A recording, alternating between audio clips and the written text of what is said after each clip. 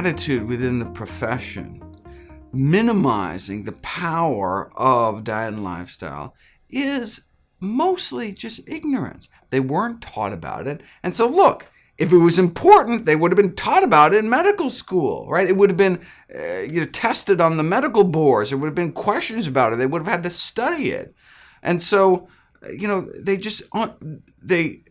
kind of overestimate the ability of pills and procedures to help and underestimate the power of diet and lifestyle change. And really, it's just about getting this information into the hands of clinicians, but also directly into the hands of people. I started my journey as soon as I got out of my postgraduate medical training. I kind of went on the road to speak at, my goal is to speak at every medical school in the country, all 127, every 2 years, and basically I didn't want another doctor to graduate without this knowledge. I kind of wanted a whole new generation of physicians with this information.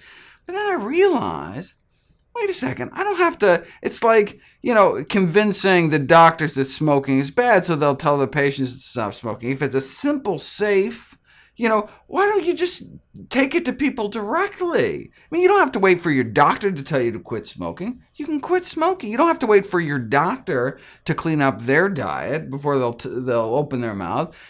Everyone can eat healthier. And so, there used to be this kind of medical monopoly. They had this monopoly on information about healthy living, right? If you're back, imagine you're back in the 1950s, before the Surgeon General report on smoking came out, and one doctor's telling you to smoke Camels, the other doctors say, no, smoke Luckies instead, right? This is what where are they going to hear from the advertisers? They're going to hear from the media, getting all this tobacco money?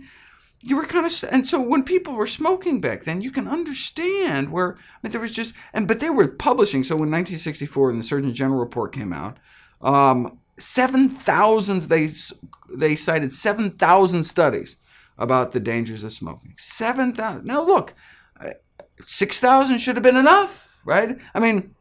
But it had to get to that point before it could tip.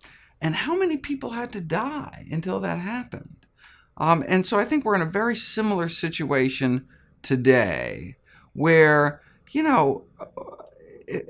while we're waiting for the system to catch up to the evidence, right, which is overwhelming and has been there for decades, we don't have to wait, right? We can take charge of our own health. We can take personal responsibility for our own health.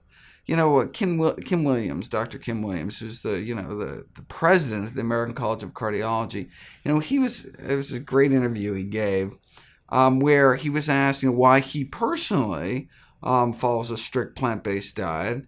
He said, I don't mind dying, I just don't want it to be my own fault, right? And I think that's a really powerful, right? It's like we have tremendous power over our health destinies. But, we have to, take personal responsibility and actually do it.